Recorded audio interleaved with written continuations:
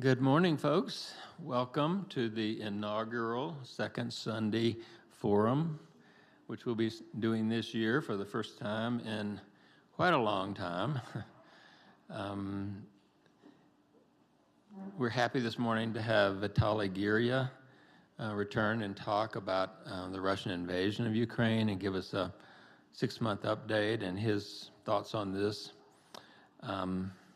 His talk in March was really very informative and appreciated by a lot of people. It was a big turnout. I know this is still of great concern to so many of us. Throughout the year, we're going to be doing this once a month on the second Sundays, and they'll each be about 45 minutes. There'll be some time at the end each month for Q&A. The range of topics is going to be broad. It'll include some social justice topics, some topics on organizations that are doing good work in the area that we'd like to kind of keep up to date on. And then there'll just be a wide range of sort of intellectually stimulating topics. Next month, the speaker will be Thomas Gray, who is with Positive Energy Solar, talking about solar energy efforts going on a number of different levels in the country, but specifically about solar panels for our church, which is a project that hopefully is going to happen in the next few months. So he'll give an update on that. James Carroll's Bible-related classes will continue. They'll usually be on the third or the fourth Sunday of the month. So the forums will be in addition to his talks. There's a 5-person team that's sort of organizing these. Evan Rose, Tara Height, Tamara Safaric, James Carroll, and myself. We'd love to hear from you. If you've got a talk that you'd really love to give that you think would be stimulating, or you have friends or family who might be up for doing that, we've got about 10 or 15 topics already in the hopper, but we'd love to add some more, especially if people are enthused about doing one. So please let any of the 5 of us on that team know. I look forward, hopefully you do, to a lot of good talks this year. I'll turn it over to Vitaliy.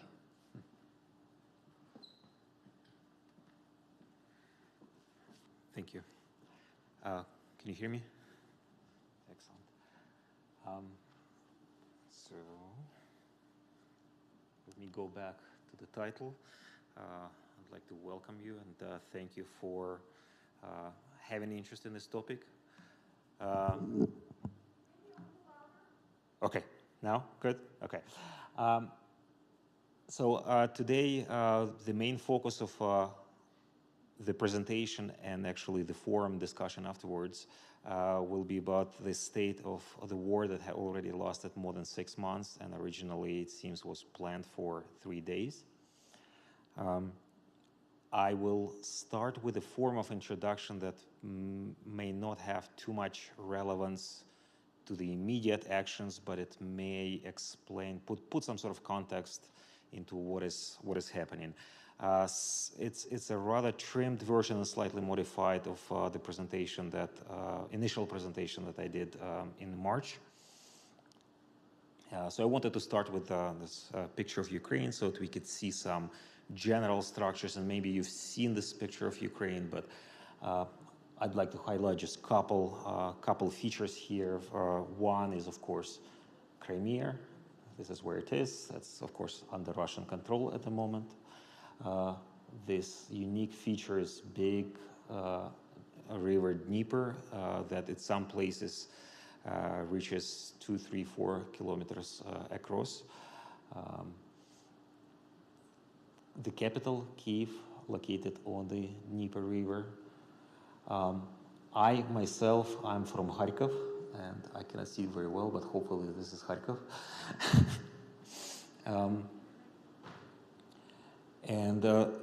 From the towns that we are familiar with is, of course, most of you probably heard about Mariupol, about Luhansk, Donetsk. This is in this area.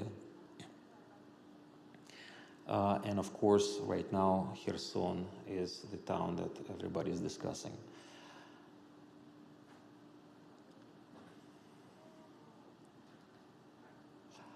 So this is the part of the introduction that I felt that I had to make, especially last time, because last time maybe everybody heard that Putin made this strong claim that Ukraine was created by Lenin in the beginning of 20th century. He's very famous for making the statements that Ukraine is not a country, it's just a territory that seceded from Russia. In fact, in reality, Ukraine has a very rich history dating back more than 1,000 years ago. It has been a key Slavic cultural center, and both Russia and Belarus, in addition to Ukraine, of course, claim that this is their cultural ancestry, Kievan Rus. It suffered a catastrophic blow from Mongol Empire, where it was completely destroyed in 13th century, and after subsequently fell under the influence of the neighbors. Sometimes it was Russia, Poland, and so it has history of fighting with all of those, including Turkey.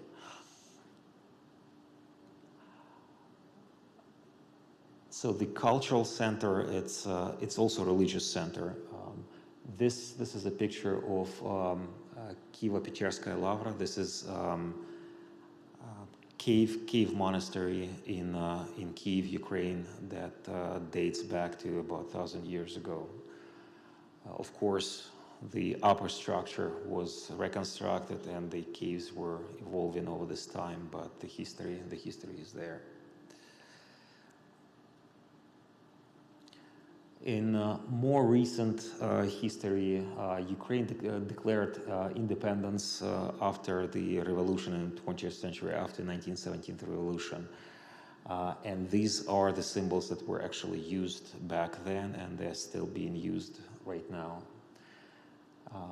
What is interesting that the boundaries within which it declared independence in those years included much more territory than it contains right now, and included some of the big cities in Russia, in Russian Federation, including Belgorod and Rostov, that are right now, of course, fighting with Ukraine.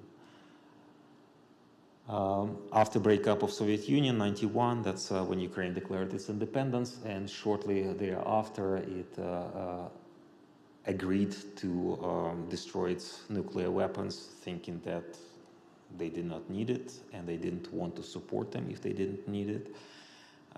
Turns out maybe it was not the best solution, but who would have known?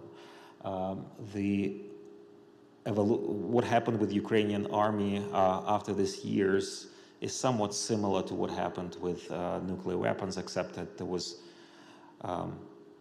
no necessarily external pressure to do it, but there was some economical pressure.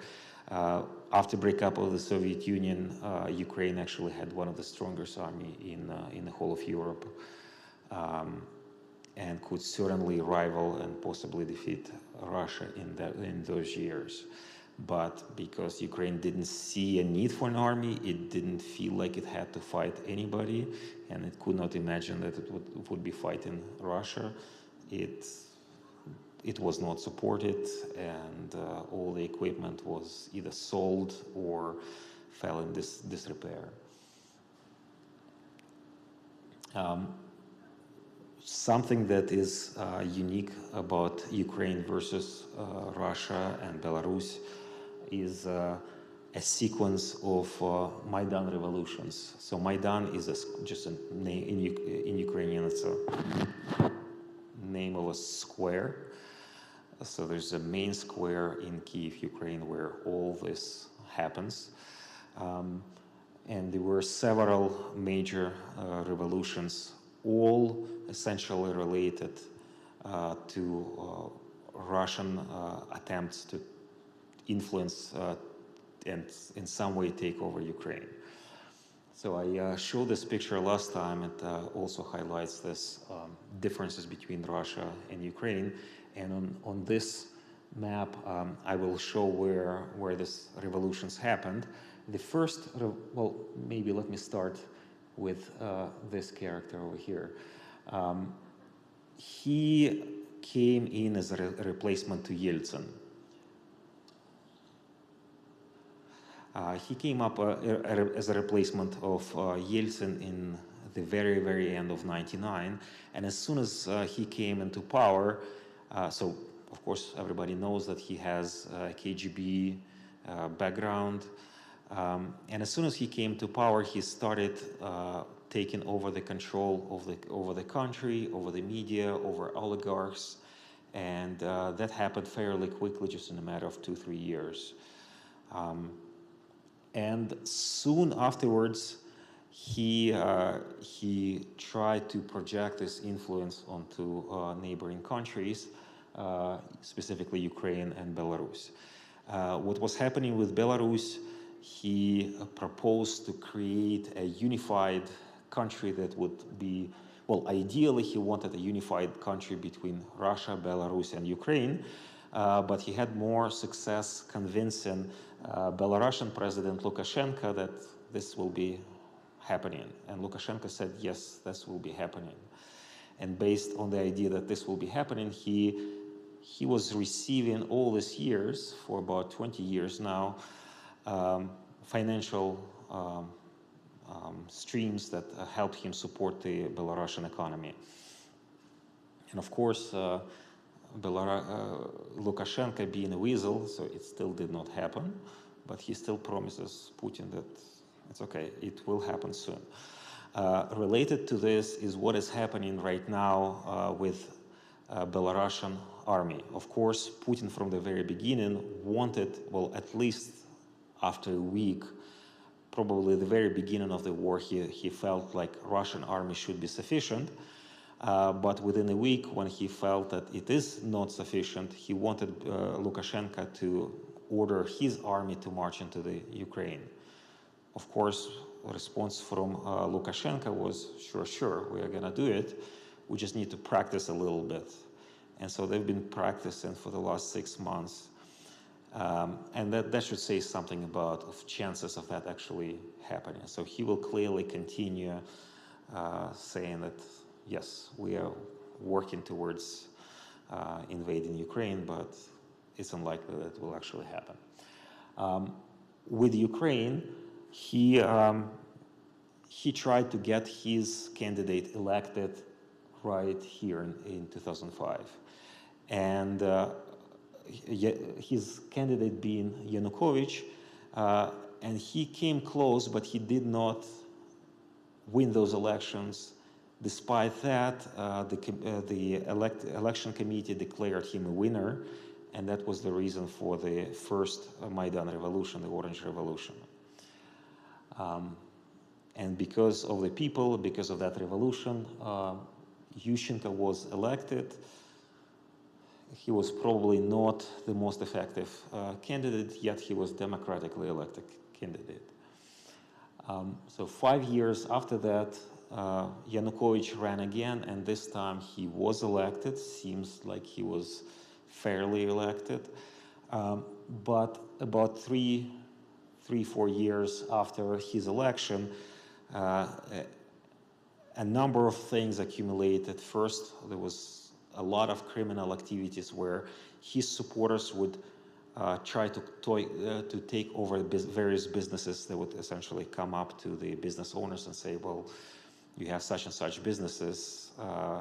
President Yanukovych would appreciate it if you gifted this business to him or one of his friends or relatives. And if that did not happen, there were, of course, consequences. So that was one of the things. But the thing that actually triggered the second revolution that was called later the Revolution of Dignity was in 2013, he tried to unilaterally change the direction of the country from associations with European Union to association with Russia. And so that triggered the protest initially by students that came out in November of 2013. And of course, it's cold at that time. And so despite of that, they just sat there indefinitely. And at some point, Yanukovych made an order for riot police to disperse the students. And of course, they tried to do it the Russian, Belarusian style, where they would come up, beat up everybody to make them go away. But the response that happened is that essentially 1 million people showed up and said that, no, you're not allowed to do that. And that triggered, in the course of about three months, possibly 4 months, to overthrow Yanukovych. So of course, during the time, the fighting escalated, and about 100 people were killed just with machine guns. But everything ended in February between the 20th and 23rd. So the dates kind of sound similar to the date of the recent invasion. I don't know if there is a relationship, just noticed that recently going over the dates. And during that time, Yanukovych ran away just prior of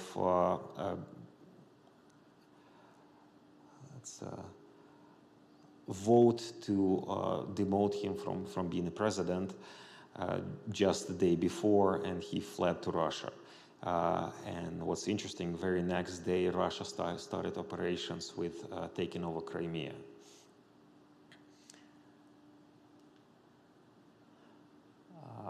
Of course, during that time, military forces with unknown origin, and Putin had claimed no relations to them, came over on the territory and had fair election.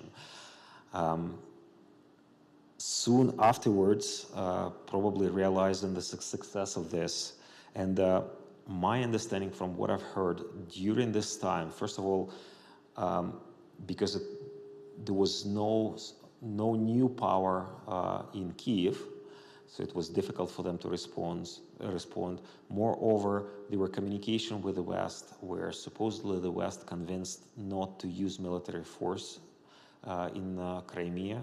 So they tried to somehow resolve this issue politically. Noticing that he can do this, and in fact, when all of this was happening, supposedly when Putin sent the troops there, their command was, try doing this, but if you encounter resistance, withdraw. Of course, now we know this only after the fact.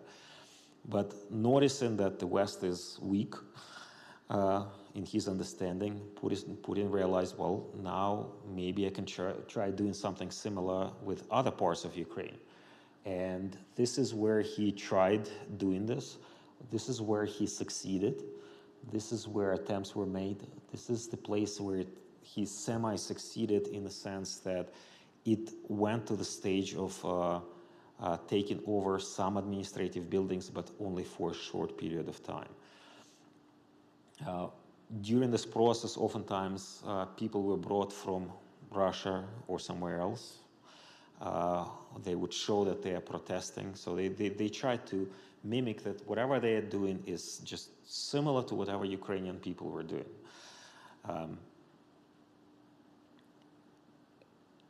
And of course, seeing what happened in Ukraine, seeing what happened in Crimea, Ukrainian government realized, well, we cannot allow not to do anything. We have to use force to try and stop this. And this is why the fighting here started. This fighting escalated to the point where first it was supposedly pro-Russian supporters, pro-Russian supporters, and supposedly did not include Russian military.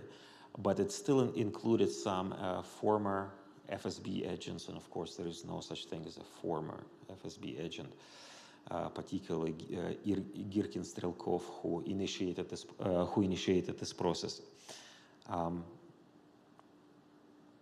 But starting in about August, Russia started bringing already its own military force without hiding it too much, because of the success of Ukrainian army and volunteer battalions. And since then, there was a series of negotiations where Ukraine was convinced to have this Minsk negotiations and settle on some sort of no further proliferation of this conflict. And this is where it was in a slow burning stage since 2014 until, of course, the February of 2022. Of course, there were some, Russia has a history of initiating other conflicts. This includes Georgia, this includes Syria. So in Syria, they were practicing supposedly using the military force, and in some way it was a preparation for the invasion of Ukraine. So Putin never changed his plans to control Ukraine ever since probably 2004.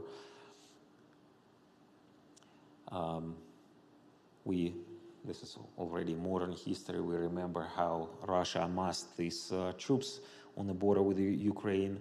It had very large investment into the fifth column, into buying influence within Ukraine. I've heard numbers on the order of $5 billion. Luckily for Ukraine, Russia is very corrupt country, so it's unlikely that too much of that 5 billion actually went into purchasing influence, and maybe a lot of it went into purchasing property somewhere. This also affected Russian military, that a lot of money that was being spent towards modernization of the army went to somebody's pockets. And so this is the picture of the fairly beginning, the first 2 weeks of the war, where Russia started from 9 different directions with the idea that they will overwhelm Ukraine with speed and aggression. They started bombing all the major cities and airports, attempted to destroy anti-aircraft weapons, destroying Air Force, which is surprising that they did not succeed at this. And Ukrainian forces managed to hide a lot of their mobile anti-aircraft weapons and move a lot of their aircraft, at least military aircraft. And I should say that probably in terms of breaking, one of the things we know about this initial invasion and maybe understanding of why they were not successful, because they had on the order of 200,000 troops that were marching, supposedly with somewhat modern tanks and other weapons. But one of the things we know that they really had this idea that within 3 days they will be in the middle of Kiev and they will be celebrating, and some of them were actually making reservations at the restaurants to celebrate it. Quite a few of them had their parade uniforms with them. Another thing that we know is to break any possibilities of resistance from the troops to refuse to go in. Quite a few units were mixed units, where they were just recently mixed in. They did not establish the friendship with fellow comrades, so they could not really say, no, we are not going. A lot of them marched in without knowing until the very last day that they actually go into Ukraine, because they had a series of these military trainings at the border, and so they were told, well, yes, we're just gonna go for 3 days and you'll be free afterwards. So all of this probably explains why Ukraine managed to hold off this initial offense, because the troops were not really ready. They were not ready psychologically. They were not ready in terms of having a coherence. Maybe in some special forces, these paratroopers that they tried to drop on individual, to control individual airports, those were probably coherent units, but many of the other units were not. And so in terms of timeline, I would think that those first 3 days were important for establishing psychological, I would say a lot of people after those 3 days withholding this initial shock, they started to believe that yes, we're going to win this. Don't know when, but it will happen at some point.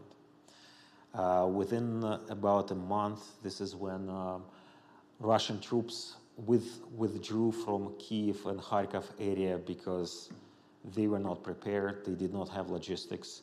You probably all remember that 40-mile convoy that was discussed on CNN and other places. There was nothing else but a 40-mile convoy for a couple of days. Was it helpful for morale? Well, I guess luckily Ukrainian forces were not listening to CNN those days. So that the following month, when these Russian forces withdrew from Kyiv and Kharkov area because of lack of supply, that was another psychological, that was probably the next psychological victory, knowing that yes, we can withstand their offensive. And after that, of course, you remember Mariupol, that stood for about 3 months, just short of 3 months, when projections from the Western military was just a couple of weeks at most. So during the following maybe 3 months or so, there was a slow gain of territory, but generally the front lines were stable. So there was a slow loss of territory, but in exchange for heavy losses of personnel, tanks, and other weapons on the Russian side. And so it seems like from the beginning of the war, there was this plan on Ukrainian side that we will not try to hold off the territory at any cost. This war will be about preserving our troops and slowly wearing down and destroying their troops. And we are right now seeing the results of this. Another thing that happened in the process, in about May time, Ukraine started running out of its own ammunition. It was desperately low on ammunition, and there were some of the gains around that time were explained by this. So in addition to Russia having, especially at that time, a factor of 10 advantage in number of howitzers, they had huge advantage in even bigger advantage in ammunition. And since then, about I would say maybe about one of the leaps was when Ukraine started receiving this M777 American howitzers and similar analogs from the Europe, from France and Germany, when they could start hitting precise targets deeper into the Russian-controlled territories. They started targeting ammunition depots. They started targeting command centers. This went even a step further with HIMARS rockets, when it extended the range to about 70 kilometers. And that's the strategy that Ukraine has been pursuing over the summer, that It would target command centers, depots, and logistics.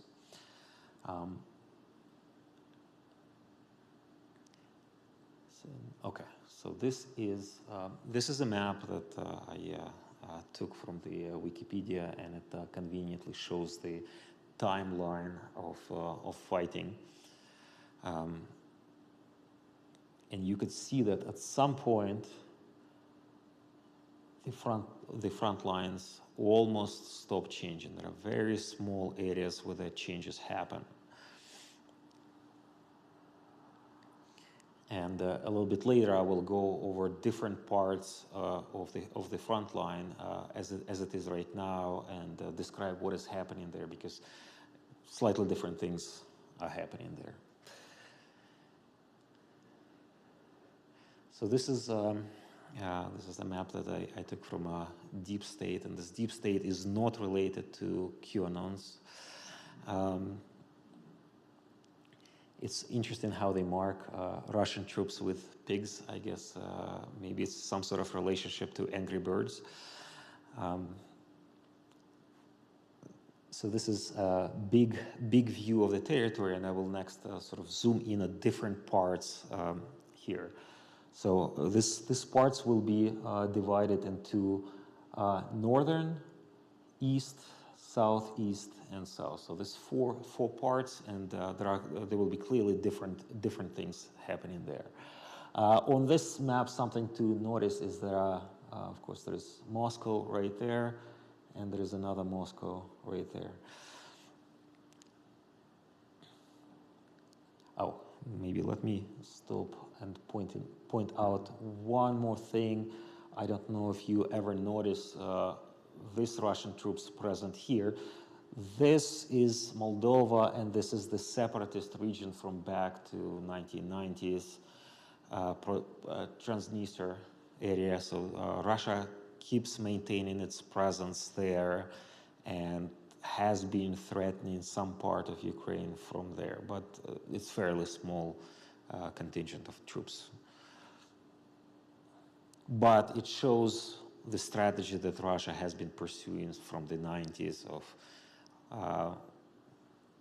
for individual countries try to just take part of the territory, declare that they have nothing to do with it, this is separatists, it's an internal conflict, but will bring our troops as peace enforcers. So the first part that I'll start with, this is the Eastern Front, where Donbass flank. So Donbass is here, Luhansk is.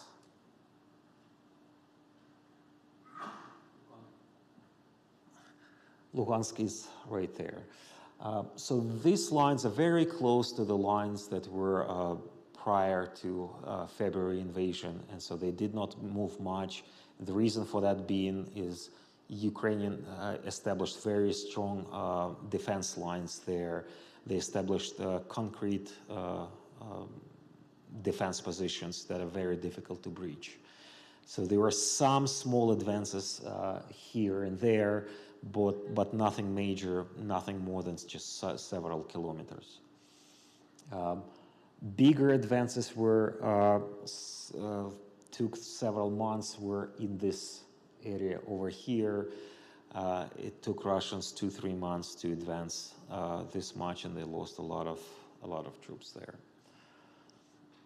So it's not anticipated. The fighting in this area is heavy at the moment. Russian at least has been pushing for their troops into the offense recently, but despite of this, it's not anticipated that they will have much of success.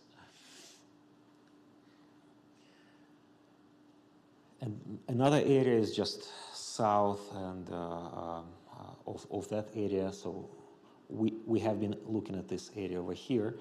So this is a new area that Russia has gained control over since February. They are making some attempts to move from here to Zaporizhia, but Again, fighting is somewhat heavy, but the scale of fighting is not currently as on the Donbass area. And again, it's possible that there will be some small gains, but the front lines is fairly well controlled. They're fairly stable. So the next area is, again, just more southwest from there. We were just looking at this area over here. This is the Kherson area. This is where Dnieper River flows. And these are the troops that Russia moved onto the Kherson, well, onto the west side of the river. Right now they have about 25,000 troops there. This number was increased from about 10 to 15,000 in the last 2 months after Ukraine announced that it is planning to start the offensive in this area. So in a way, it seems like this was a trap for Russia, because politically, maybe militarily, they should have retreated from this area, because the main difficulty with controlling this area is supply lines. And there are only about 3 or 4 bridges across Dnieper River where they could resupply this group of troops, and all 3 are severely damaged, if not completely destroyed at the moment. So by declaring that Ukraine will go on offensive on this in this area, politically, because Russian plans are driven largely by political decisions, they did not want to lose the only regional center that they gained control over since the beginning of this active war, which is Kherson. So they brought extra about 10 to 15,000 troops here. What is interesting that some of the troops that they brought here are the mobile forces, some way of, it's analog of paratroopers, but they are not the emphasis here is not on the fact that they can jump from the planes, but the emphasis is that they can fight mobile warfare, where they can quickly relocate, engage. So the idea was that they would be effective for countering whatever offensive that Ukraine will start. And right now, this is an advantage for Ukraine on the other flank, that will, on the northern Kharkov area, where they went on an offensive, and the troops that Russia is missing there right now are mobile troops that can quickly relocate and start engaging in new areas. And so what will happen in this area, because clearly the weakness of these troops here is supply lines. So Ukraine will try to maintain the level of activity that will force them to use this, to use their ammunition, to use the food supplies and so on, fuel especially, because those tanks cannot operate without fuel, and they use a lot of fuel per day. So the name of the game here is maintain sufficient level of activity. It does not have to be necessarily very aggressive attacks, and then we'll just wait a few 2-3 weeks, and they will be short on ammunition, and it will be much easier to destroy this group of. And it seems like at the moment they cannot retreat. Within a matter of 2-3 weeks, they will be running low on supplies, and so within probably a month or so, maybe a little more, I expect that this territory will be taken. And so this is really the part that was expected. And of course, what was important is, again, use of long-distance precision artillery and HIMARS rockets to destroy, again, supply depots, command centers, and so on. So what is interesting also is that the command centers for this group is already on this side of the Dnieper. which is also saying something to the morale of the troops, that the command does not believe that it is safe on that side. And this is the recent development, I think the last 4 or 5 days, that was not quite expected. When an offense started, well, it was just expected as some sort of offense. Maybe there will be some advantage gained here. But what happened is, because at the moment, the amount of troops that Russia has, even in the beginning of war, the amount of troops was not sufficient for invasion of Ukraine. Right now, these troops, the quality of these troops is much, much lower than in the beginning of the war. And the territory, the front lines from here all the way to here, it's over 1,000 kilometers. So right now, what Ukraine has been doing on the defensive, it was trying to wear off and destroy the whatever Russian had in terms of personnel and tanks and so on. So at the moment, Russia has very, very limited reserves. And the fact that they don't have reserves, what it meant is that in terms of their defenses, it turned out they didn't even have a second line of defense in this area.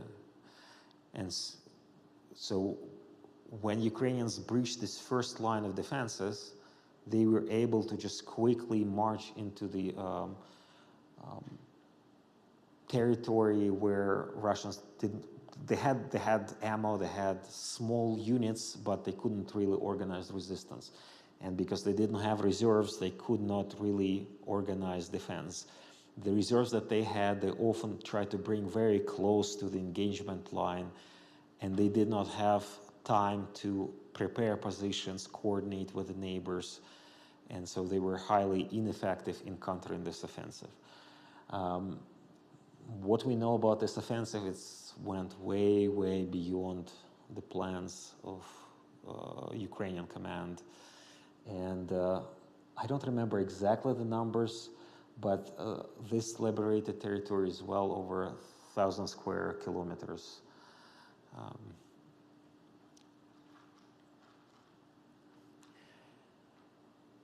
Now, so this is sort of the discussion of where we were in terms of current state. Of all the various resources that I'm trying to follow, most of them are in Russian, Ukrainian, mostly Russian, surprisingly. This is one of the resources that has been translated into English as a separate person. It's where's his name? It's Privateer Station. Oh, here we go. That's his name. He fairly quickly, it's still about half a day to a day delay relative to when the original program comes out. This original program, it started from the very beginning of the war, and the two people that are involved in this program is Mark Fagin. He's a lawyer. He's a opposition lawyer. He represented Pussy Riots and other opposition candidates in Moscow. Right now, he's in exile just because, well, his life would be in danger if he was in Russia, or at the very least, he would be sitting in prison somewhere. And Alexei Arestovich, he's an advisor to Office of the President. He's also a long-time intelligence officer in Ukrainian army.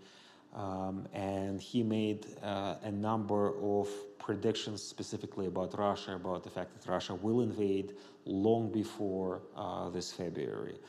And so they have been maintaining these diaries in a form of close to an hour conversations since the beginning of the war, almost daily. I'm not trying to suggest that whatever they are discussing is the ultimate truth, but the reason why I personally appreciate listening to his perspective is that he clearly has access to information. access to the information from the army, from the intelligence circles, from the office of the president. He's trying not to reveal it, but whenever you know something, it shows. And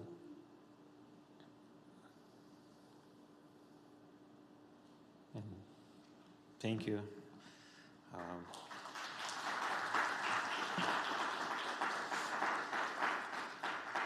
So this is the part where we make this not a presentation but a forum, so where we start some discussions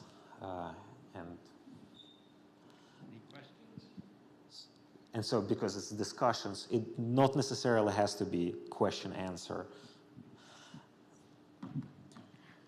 Thank you so much. Sure. I'm curious if you're willing to share how your family is doing there and the people you know, your friends. Yes, so my immediate family is in the United States, or closer family is in Toronto area. I have some relatives. One of my cousins is in Kremenchuk area. She herself was not affected by this just because they are somewhat away from the front lines. But if you remember, I don't already remember how many months ago, there was this ginormous rocket hitting one of the trade centers there, shopping centers. Her mom was just about 100 to 200 meters from that center, heading that way when it struck. I have some school friends. One of them had just finished, just before the war, he finished building his house just outside of Kharkov. And he recently posted a picture of the house being destroyed because of some big caliber round exploded right next to it. And so the walls were smashed, and so it's clearly not restorable. He was happy to learn that so it's it's kind of like a private property house. So it had some land to it. They made a little pond. They had a duck come visit them. So they're very happy to learn that the duck was still alive and coming back.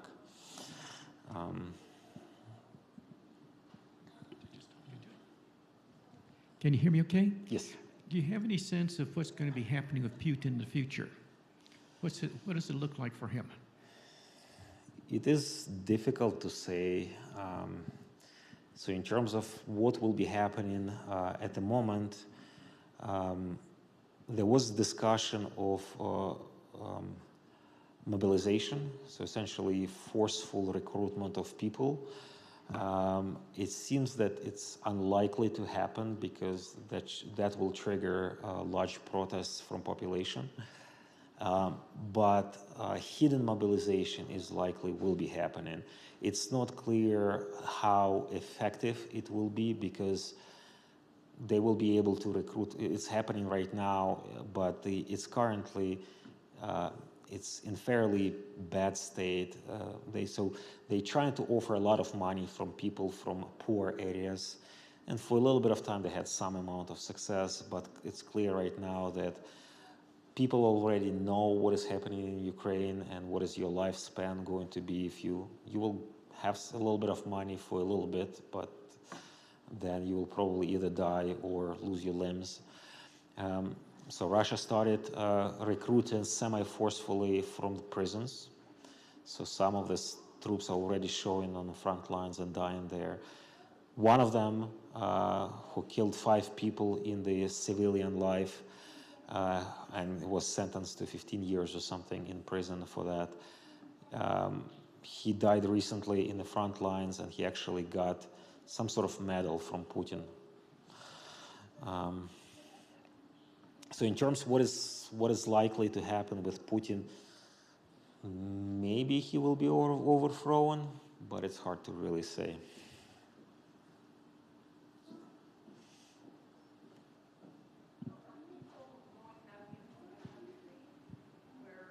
Sorry. I know a lot of people left the country in the beginning, and are they coming back in or are they staying away? Some people are coming. So from the beginning of the war, I know that Some people got out of the country. Some men came back after that willingly because they were just helping their families move. Some of the families, I know quite a few families that are out. Some are coming back. So if I go back to the map,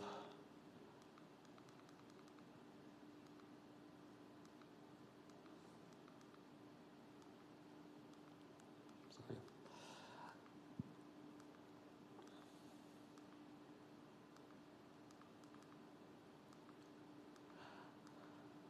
So here we go. Yes. So Lviv, it's old town, very culturally rich town, and right now a lot of people treat this as a somewhat safe place to be. By now, I know quite a few people came back to Kyiv already because it's relatively safe, at least from the point of view of shelling. Unlike Kharkov, Kharkov has been shelled from the very beginning of the war almost daily. This is explained by its proximity to the Russian border. The distance from Kharkov to Belgorod is about 70 kilometers. The distance to the border is about 40 kilometers. So it's being shelled by rocket-propelled artillery, which has a distance about 70 kilometers. So that's sort of related to the question of what will have to happen in the future to stop it, because they can do it from right out from the very outskirts of Belgorod, and there are videos of people in Belgorod at night, often 4 in the morning. That's when they like supposedly to shell Kharkov so that people don't get much sleep. Filming just out of the windows where it's dark and you can see the rockets just going off. So I know some people are coming somewhere back, but I don't really know the numbers. Well, thank you so much, Vitaliy. Appreciate the talk, very informative. If you have any other questions, we'll wrap up shortly. Yeah, I just was curious about, like, where are we at with this? Like, in terms of casualty numbers, how much death and destruction has been caused by this offensive? Do you have a feel for numbers that you trust in that regard? So the numbers that I've seen recently, within the last maybe month or so, the numbers for Ukrainian armed forces were released at about 10,000. That does not include various local defenses, territorial defenses. The numbers the Ukraine released on the Russian casualties just crossed the 50,000 mark.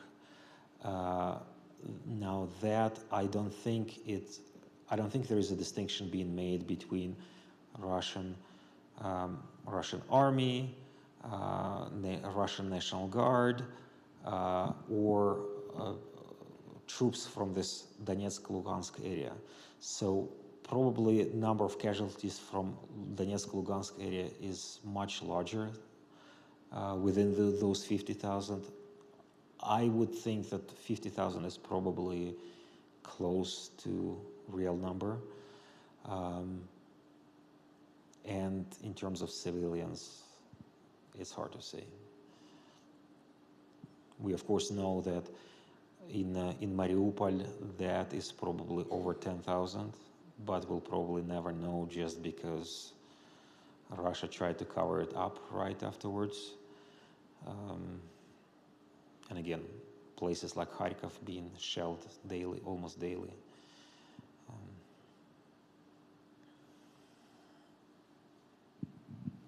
Okay, thanks very much, folks. Thank you, Vitaliy. Thank you.